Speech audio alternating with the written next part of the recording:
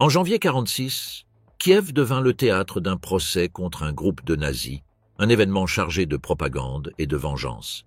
15 Allemands, responsables du massacre de Babi Yar et d'autres crimes de guerre, furent traduits devant un tribunal soviétique. Ces jours-là, des dizaines de milliers de Juifs furent assassinés dans un acte incarnant la barbarie dans toute sa splendeur.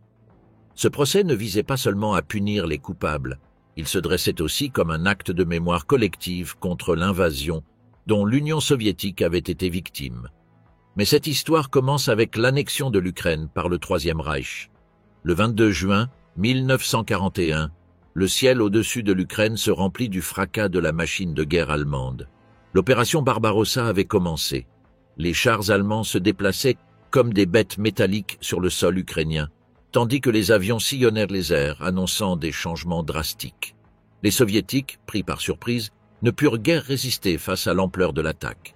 En une seule journée, l'ouest de l'Ukraine commença à céder face à l'avancée imparable des forces allemandes. Dans cette marée de morts et de destruction, Lviv commença à être prise en juillet. Août fut témoin de la brutalité de l'avancée allemande lorsque, après avoir enfermé les troupes soviétiques lors de la bataille d'Ouman, les soldats allemands se frayèrent un chemin vers le cœur de l'Ukraine.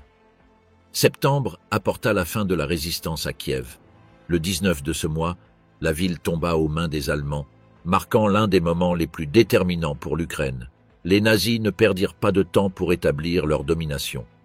En octobre, le drapeau nazi flottait sur une grande partie de l'Ukraine. Dnipro, Kharkiv et d'autres villes stratégiques furent rapidement prises. Les Allemands mirent en place leur régime, imposant une politique de terreur qui incluait des exécutions massives, des déportations et une répression systématique. Les histoires de familles entières disparues, de camps de concentration improvisés et de soldats sans remords commencèrent à circuler en chuchotement parmi les survivants. Mais l'hiver 1942 changea le cours de la guerre. Les lignes d'approvisionnement allemandes commencèrent à se fracturer face à la résistance croissante, non seulement de l'armée rouge, mais aussi des partisans ukrainiens qui, cachés dans les forêts, lançaient des attaques de guérilla contre les envahisseurs. Le froid, toujours allié du sol russe et ukrainien, s'employa à miner le moral et les forces des Allemands. L'été de cette année vit un effort allemand renouvelé, avec l'opération Bleue, qui visait à contrôler les champs pétrolifères du Caucase.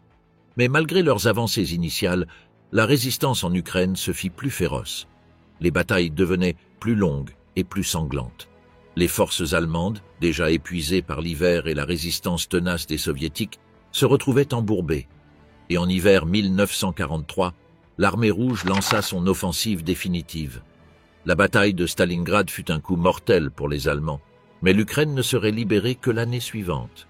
En janvier 1944, les forces soviétiques commencèrent la tâche ardue de libérer le territoire ukrainien, ville par ville, village par village. Chaque recoin libéré était imprégné de sang, mais la fin de l'occupation allemande était inévitable. En mars, les troupes soviétiques avançaient avec force, reprenant les villes qui avaient été soumises à la domination nationale socialiste. La libération totale arriverait à la fin de 1944, bien que de petites forces allemandes continueraient à se battre dans leur dernier souffle jusqu'en mai 1945. En janvier 1946, le froid étreignait la ville de Kiev, mais ne parvenait pas à refroidir les esprits agités dans les tribunaux soviétiques. Là, dans cet espace sombre et tendu, se déroulait un spectacle que certains compareraient, non sans une certaine ironie, au procès de Nuremberg. Bien sûr, dans le style soviétique, tout semblait plus brutal, plus rigide. La justice, cette fois, avait un fort goût de vengeance et personne ne le cachait. Les accusés, des hommes au visage dur et au regard perdu, attendaient en silence. Ils étaient pour la plupart allemands, mais il y avait aussi quelques collaborateurs ukrainiens, des traîtres qui avaient aidé le Troisième Reich envahisseur à massacrer leurs propres compatriotes. Les soviétiques, toujours efficaces dans leur manière de présenter les atrocités nazies, ne lésinèrent pas sur les détails macabres. Les preuves étaient accablantes, tout comme le sang que les accusés prétendaient ignorer. Des archives des assassinats, des photographies de fosses communes et des témoignages déchirants de ceux qui avaient survécu à l'impossible. Les victimes, désormais témoins, montaient à la barre avec le poids de l'histoire sur leurs épaules, racontant encore et encore comment les nazis, avec l'aide de leurs complices locaux, avaient emmené des enfants, des vieillards, des mères et des pères, et les avaient fusillés comme s'ils n'étaient guère plus que du bétail. Comme on pouvait s'y attendre, les soviétiques, fiers de leur système de justice et de leurs idéaux d'égalité socialiste, n'allaient pas laisser ces crimes impunis. L'importance de ces procès, cependant, ne résidait pas seulement dans la justice immédiate. Les soviétiques cherchaient autre chose, une narration qui consoliderait leur rôle en tant que véritables victimes du national-socialisme et en tant que vainqueurs de la guerre. Tandis qu'à Nuremberg, on discutait de concepts abstraits tels que les crimes contre l'humanité, à Kiev on parlait du sang versé sur le sol national. Les crimes contre les Ukrainiens n'étaient pas quelque chose dont on discutait en termes de droit international. C'étaient des crimes contre la patrie soviétique, et cela nécessitait un type de justice différent, une justice qui se lisait sur le visage de chacun des exécutés. Contrairement au procès de Nuremberg, ici, il n'y avait pas de place pour le doute ou la diplomatie entre les puissances. Non, à Kiev, le verdict serait rapide et public. Après tout, pour le régime soviétique, ces hommes ne méritaient qu'une fin humiliante et exemplaire, et ce fut le cas. La fin de ces sbires fut l'exécution publique. Le régime soviétique, toujours aussi efficace dans sa gestion de la propagande, veilla à ce que ces procès soient rappelés comme un moment clé de l'histoire de l'après-guerre. Mais au-delà de la guerre et de l'occupation de l'Ukraine par le Troisième Reich, quels avaient été ces crimes impardonnables des nazis sur le sol ukrainien? Ils n'étaient pas peu nombreux, ni insignifiants. Les Allemands ne se contentèrent pas de perpétrer l'un des génocides les plus connus de l'Holocauste. Ils imposèrent également la terreur comme mode de vie dans ces terres slaves. Barranco de la mort, la tragédie silencieuse de Babi Yar. Pour commencer avec les éléments qui ont justifié les procès de 1946, le massacre de Babi Yar a laissé une marque indélébile dans l'histoire de l'Ukraine et de l'Holocauste. Il a eu lieu pendant 2 jours, du 29 au 30 septembre 1981, dans un ravin proche de Kiev. Cet épisode est devenu l'un des exemples les plus notoires et cités des assassinats de masse perpétrés par l'Allemagne nazie. Après l'invasion allemande de l'Union soviétique en juin 1941, une campagne systématique a été mise en place pour exterminer la population juive dans les territoires occupés. À Kiev, avant le massacre, environ 224 000 juifs vivaient dans la ville. Cependant, beaucoup avaient déjà fui ou avaient été évacués face à l'avancée des forces allemandes. À la fin de septembre 1941, il ne restait qu'environ 33 771 juifs dans la ville, lorsque le régime nazi émit des ordres pour qu'ils se présentent à Babi Yar, ostensiblement pour leur relocalisation ou des travaux forcés. L'événement déclencheur immédiat du massacre fut une série d'explosions qui se produisirent le 24 septembre, endommageant le quartier général militaire allemand à Kiev. Les nazis, presque immédiatement, imputèrent ces attaques à la population juive de la ville. En représailles, ils décidèrent d'exécutions de masse comme forme de punition collective et de vengeance contre les juifs. Le matin du 26 septembre, des avis furent affichés dans tout Kiev, ordonnant aux juifs de se rassembler à Babi Yar avec leurs affaires, sous peine de mort.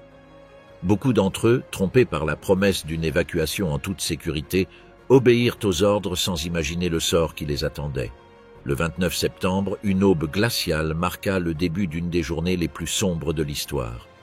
Tout au long de la matinée, des groupes de juifs furent emmenés de force vers ce ravin proche de la ville.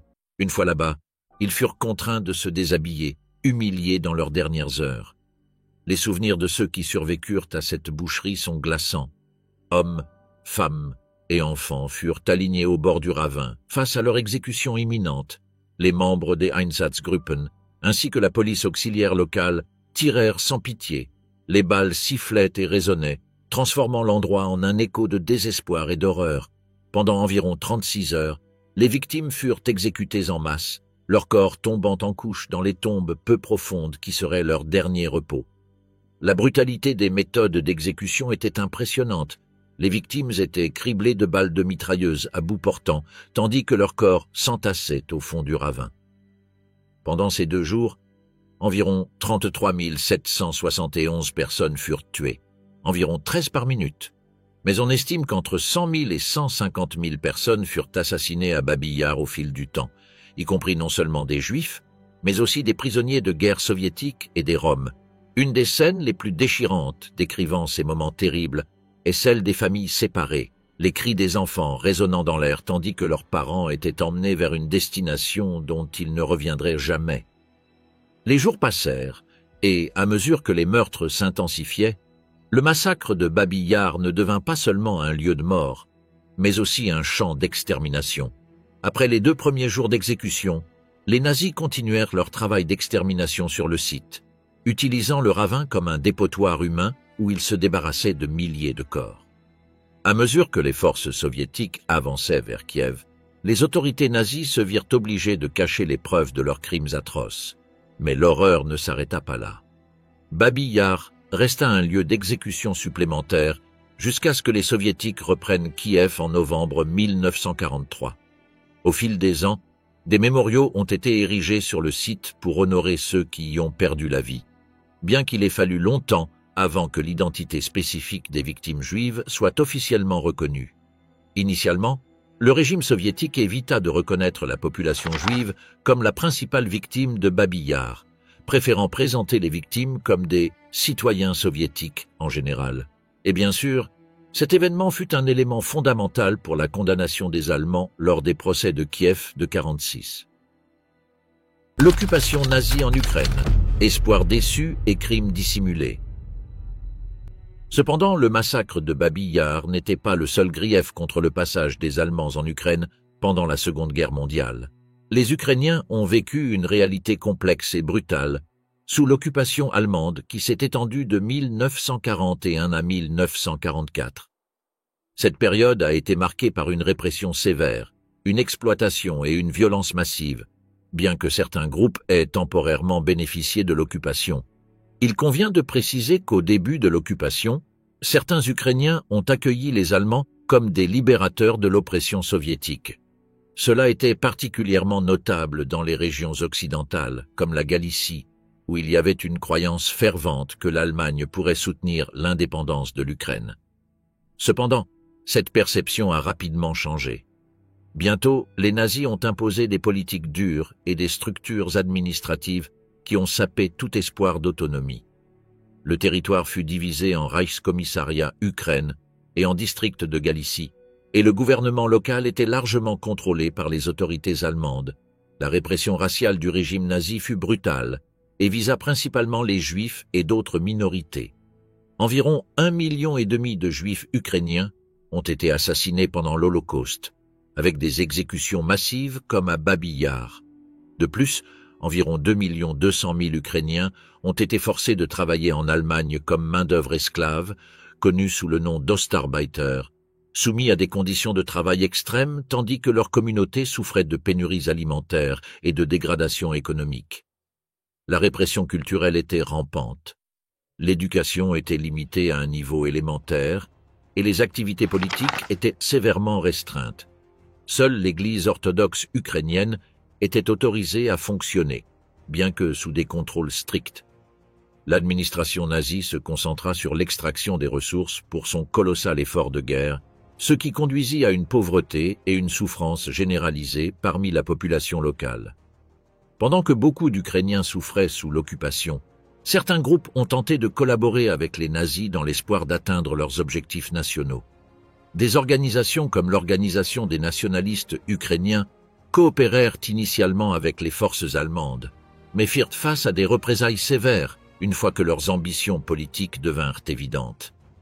Les factions au sein de cette organisation, comme l'UNM et l'UNB, avaient des approches différentes en matière de collaboration et de résistance.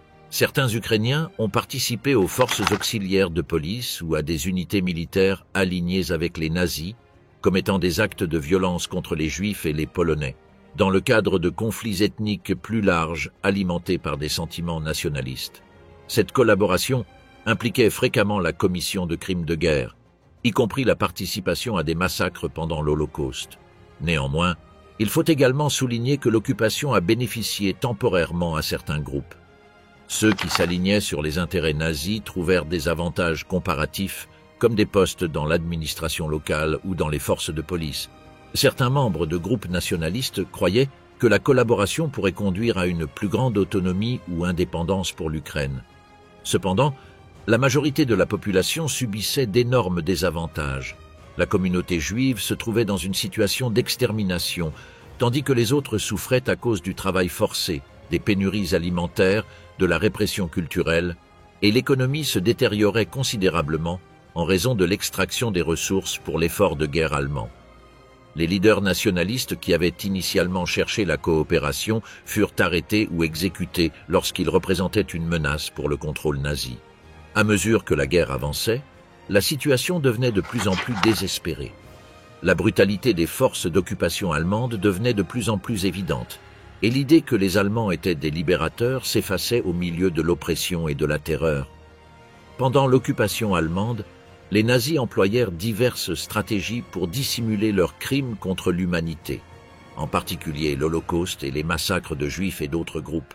Leurs efforts étaient motivés par le désir de maintenir le contrôle et de supprimer la dissidence, ainsi que d'éviter l'attention internationale. L'une des tactiques les plus efficaces fut l'utilisation de collaborateurs locaux, déjà développés, qui aidèrent à faciliter la capture et l'exécution de Juifs et d'autres ennemis perçus. De cette manière, les nazis purent se distancier de l'implication directe dans ces atrocités. Cette collaboration fut cruciale pour créer une façade de soutien local aux politiques nazies qu'ils pouvaient présenter comme étant alignés sur les intérêts locaux. À leur tour, le régime nazi diffusa de la propagande qui présentait leurs actions comme nécessaires pour maintenir l'ordre et combattre le bolchevisme. En présentant leur occupation comme une libération de l'oppression soviétique, les nazis tentèrent de cultiver une narration qui justifiait leur politique brutale. Cela incluait la création de comités ukrainiens qui agissaient comme intermédiaires entre les autorités allemandes et les populations locales, promouvant l'idée que les Allemands étaient des alliés dans la lutte contre le communisme. Les nazis se consacrèrent également à l'élimination physique des preuves liées à leurs crimes. Les fosses communes étaient parfois dissimulées ou détruites après les exécutions, en particulier dans les zones où des meurtres de grande envergure avaient eu lieu. À mesure que la guerre avançait, les Einsatzgruppen tentaient de dissimuler les fosses communes, ou, au moins, de déplacer les corps pour obscurcir l'ampleur de leurs actions. La censure et le contrôle de l'information furent d'autres outils dans leur arsenal. Les autorités d'occupation imposèrent une censure stricte sur les médias locaux et les communications. Toute dissidence ou rapidité une prise de conscience publique de l'étendue des crimes nazis, tant au niveau local qu'international. L'occupation devenait de plus en plus oppressive à mesure que les campagnes militaires progressaient, et les stratégies de dissimulation des nazis révélaient une profonde inquiétude quant à une résistance potentielle, tant de la population locale que des partisans. Ils craignaient que la connaissance de leurs atrocités puisse inciter à des soulèvements ou à des mouvements de résistance organisés. C'est pourquoi ils prirent des mesures extrêmes pour réprimer tout signe de dissidence, y compris l'exécution de suspects de collaboration avec les partisans et de collaborateurs qui s'opposaient à leur régime. La crainte de la réaction internationale pesait également sur les décisions des nazis. Ils savaient que si les détails de leur politique génocidaire étaient largement connus, il pourrait y avoir une réaction plus grande que la guerre elle-même, mettant en péril leurs efforts de guerre. Ainsi, en dissimulant leurs crimes, ils cherchaient à éviter des condamnations qui pourraient menacer leur autorité. Il convient également de souligner qu'ils ne réussirent pas toujours dans ces tâches de dissimulation. Obéissance et mort. Les échos de Babi Yar au tribunal de Kiev. Revenant au sujet principal, le procès connu sous le nom de Nuremberg de Kiev déterra des profondeurs de l'âme humaine de vieux arguments qui, bien que usés par l'histoire, n'avaient pas perdu leur capacité à résonner dans les froids murs de la justice. Les accusés, des hommes dont les visages endurcis par la guerre ne laissaient entrevoir aucune trace d'humanité, s'accrochaient à une défense aussi ancienne qu'absurde. Nous ne faisions qu'obéir aux ordres, une phrase qui, d'une certaine manière, cherchait à les protéger sous l'ombre sombre de l'obéissance aveugle, comme s'ils n'étaient que des rouages dans une machine où d'autres pièces pensaient et organisaient les crimes. Chaque fois que cet argument est utilisé, cela se termine de la même manière. Ils disaient avoir agi sous une pression insupportable, que les menaces de leurs supérieurs les mettaient face à un dilemme entre l'obéissance et la mort. Ils le disaient avec un grand cynisme. C'était comme s'ils espéraient en quelque sorte de la sympathie, un pardon basé sur la peur. Mais la pensée soviétique était claire. Comment la peur pourrait-elle justifier une telle cruauté et inhumanité? Et surtout, comment leur pardonner d'avoir pris une partie de leur territoire par les armes? Tout au long du procès, les accusés tentèrent de justifier l'injustifiable. Il n'y avait ni émotion ni confiance dans leur voix, seulement le ton méthodique de celui qui répète quelque chose tant de fois que cela commence à sembler crédible. Ils disaient que les ordres qu'ils avaient reçus étaient légaux, brandissant le droit russe et allemand comme un bouclier. Certains des accusés, avec un calme inquiétant, insistèrent sur le fait qu'il n'y avait aucune intention de commettre des crimes. Leur excuse, si l'on peut l'appeler ainsi, était que les atrocités, la destruction et les morts n'étaient que des conséquences collatérales d'objectifs militaires plus vastes. Pour eux, il semblait que la vie civile, la vie des enfants et des personnes âgées, pouvait être facilement entraînée dans l'arène du sacrifice militaire, comme si aucune action militaire n'avait été calculée ou planifiée, mais qu'elle n'était que le résultat du chaos inhérent à la guerre, ce monstre vorace qu'ils avaient eux-mêmes encouragé et mené. Le cynisme était tel que certains tentèrent de remettre en question la juridiction même du tribunal, arguant que les lois internationales ne devaient pas s'appliquer à une nation aussi singulière que la Russie. Cet argument n'était pas nouveau, mais dans ce contexte, il était aussi déraisonnable que ridicule. C'était comme s'ils essayaient de dissimuler les traces de leurs crimes sous une couche de bureaucratie légaliste, une sorte de stratagème dans lequel la lettre froide de la loi devait leur servir de refuge, oubliant que le poids du jugement reposait, en fin de compte, sur des actions concrètes qui étaient documentées. Les moments les plus brutaux du procès survinrent lorsque certains des accusés, avec l'indifférence de ceux qui ont vu trop de morts, haussèrent les épaules face aux accusations.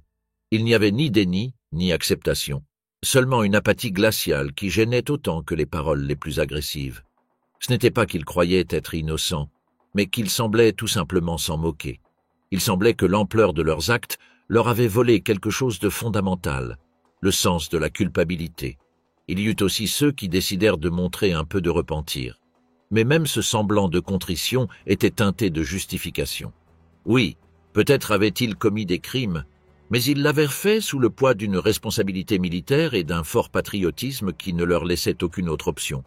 Le repentir, dans cette salle, n'avait pas l'écho profond qu'il aurait dû avoir, mais se ressentait comme un autre acte dans la tragédie de la guerre. L'histoire, avec sa persistance cruelle, semblait répéter le même schéma.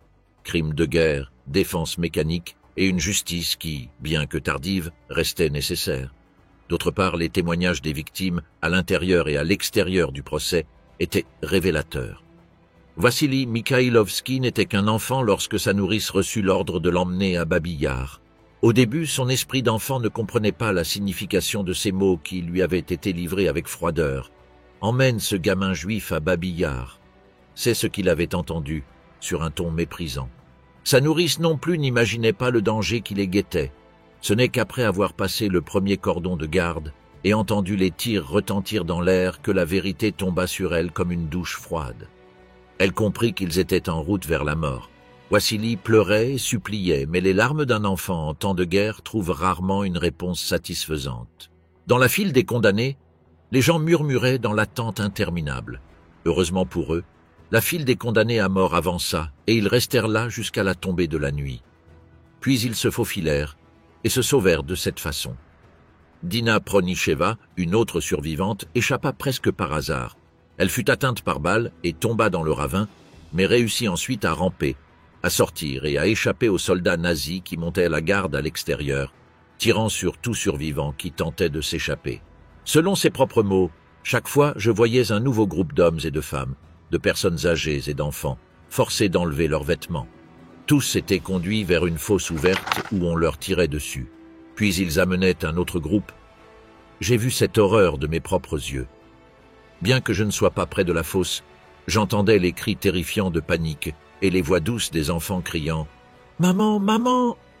Les nazis partent. Alors que la lumière du jour commençait à s'estomper, Elena comprit que la ligne entre la vie et la mort pouvait être aussi mince que le silence d'une balle qui ne l'avait pas touchée. Comme si la mort ne s'était pas contentée de leur vie, elle s'était aussi emparée de leur dernière possession. Pour ne rien arranger, Le champ de Babi-Yar était devenu un théâtre où les acteurs principaux se revêtaient des vêtements des morts, comme s'ils profitèrent de leur malheur.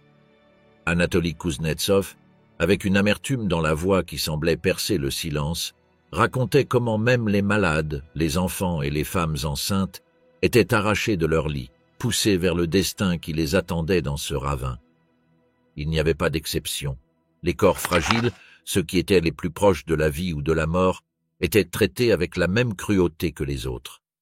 Tout être humain qui marchait vers Babi-Yar était déjà condamné, sa vie mesurée en minutes, son nom oublié par ceux qui décidaient qui vivait et qui mourait. L'écrivain Yevgueni Yevtushenko, des années plus tard, décrivit cette horreur avec des mots déchirants.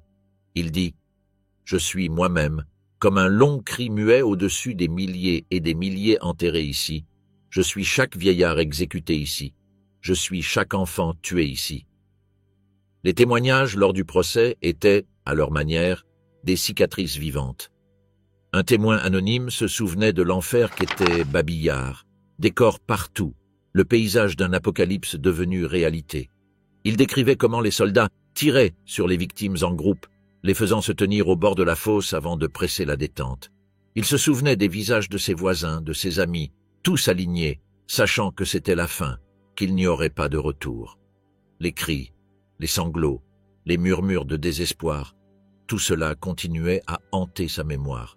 Chaque nuit, dans ses rêves, il revivait cette scène encore et encore sous forme de cauchemar, comme s'il ne pouvait jamais échapper aux échos de ce jour-là.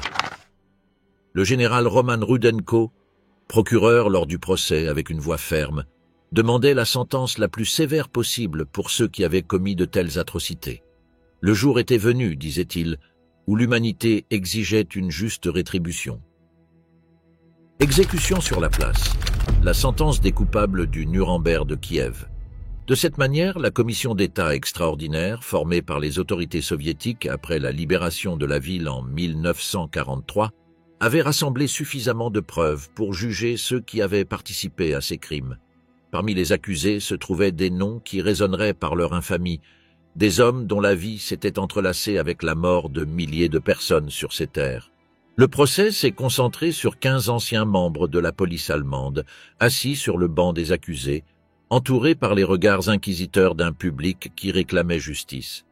Le processus s'est distingué par son approche visant à individualiser les coupables. Chaque accusé a été présenté avec son nom et sa fonction, mettant fin à l'anonymat et les exposant devant la société et le monde pour leurs crimes. Fritz Beckenhoff, l'un des principaux accusés, avait été présent lors des exécutions, son nom chuchoté parmi les spectateurs comme une incantation évoquant des images de terreur.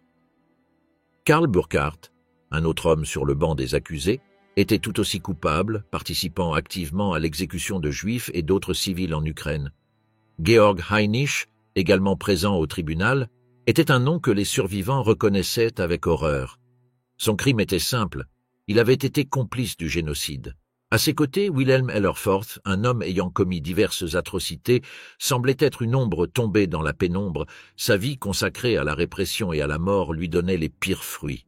D'un autre côté, Hans Eisenmann, qui avait été un bourreau direct, semblait absorber le poids de ses actions tandis que le procureur lisait les preuves contre lui et écoutait les témoignages.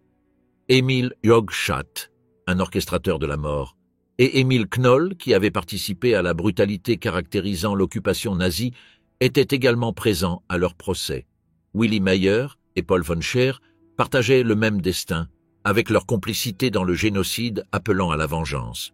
Le procès devint un événement, une manifestation publique de la colère contenue d'un territoire qui avait vu sa souveraineté violée et sa population réduite en esclavage. L'exécution de 12 des accusés était prévue pour le 29 janvier 1946. Les exécutions devaient avoir lieu sur la place centrale de Kiev, un lieu qui avait déjà été témoin de souffrances massives. Lorsque le jour fatidique arriva, la place était pleine. Des gens de partout s'étaient rassemblés pour assister à ce qui avait été présenté comme un moment de justice et de propagande soviétique. Les cordes, dans un symbolisme macabre, représentaient le jugement final, la culmination d'une série de crimes qui avaient laissé une marque indélébile dans l'histoire. Les hommes furent conduits à l'échafaud. Leurs visages étaient le reflet du désespoir et de la résignation. Les témoignages de leurs crimes résonnaient dans l'air. Ils étaient encore très récents et il y avait des personnes en deuil. Effectivement, certains des présents dans cet endroit célébraient cet acte de justice. On percevait aussi une sensation de vide, mais il y avait également une réflexion. Est-ce que la pendaison de ces hommes pouvait réellement combler l'abîme laissé par la perte de tant de vie? La réponse à cette question est que les émotions de ceux qui étaient là étaient complexes. Certains ressentaient que rien ne pouvait réparer le mal, tandis que d'autres cherchaient une fermeture qui leur avait échappé depuis si longtemps. Alors que les cordes se serraient, la place fut remplie d'un silence tendu, un silence qui parlait plus que 1000 mots. L'histoire, dans sa cruelle ironie, montrait que la justice n'agissait pas toujours sous le signe de la simplicité. Et parfois, ce qui était présenté comme un acte de réparation n'était qu'un rappel de la profondeur de la blessure. Eckhard Hans von Tschammer, und Osten, Georg Trückenbrod et Oscar Walliser, chacun d'eux faisait également face à son destin ce jour-là. C'étaient tous des hommes d'action, responsables de la mort d'innocents, de décisions prises dans la frénésie des excès de la guerre. Alors que la corde se tendait, beaucoup pensèrent à l'horreur de ce qu'ils avaient fait et à l'impact que cela avait eu, non seulement sur leurs victimes, mais aussi sur leurs propres âmes. Lorsque le soleil se coucha, la place de Kiev se vida lentement, laissant derrière elle un lourd silence. Les cordes qui avaient lié ces hommes à leurs crimes pendaient maintenant inertes, symbole d'une justice qui, bien qu'elle se soit manifestée, laissait un vide pour de nombreux membres de la famille et amis. L'exécution de ces 12 hommes n'effaça pas la douleur ni n'annula le passé. Elle ajouta simplement une nouvelle couche à la complexe narration de souffrance qui avait caractérisé l'Ukraine pendant ces années sombres. Les histoires de Babi-Yar continueraient à être racontées. Les mémoires de ceux qui étaient tombés dans le piège de la haine et de la violence restaient vivantes dans les souvenirs de leurs proches. Kiev, malgré son passé déchirant, restait debout, cherchant à nouveau sa place sous le gouvernement de Joseph Staline, qui dirigeait l'Union soviétique, à laquelle ils appartenaient à nouveau. Et bien que leur retour à la superpuissance communiste ne fût pas bien accueilli par beaucoup, ils n'étaient définitivement plus sous le contrôle de l'Allemagne, et encore moins sous celui du Führer.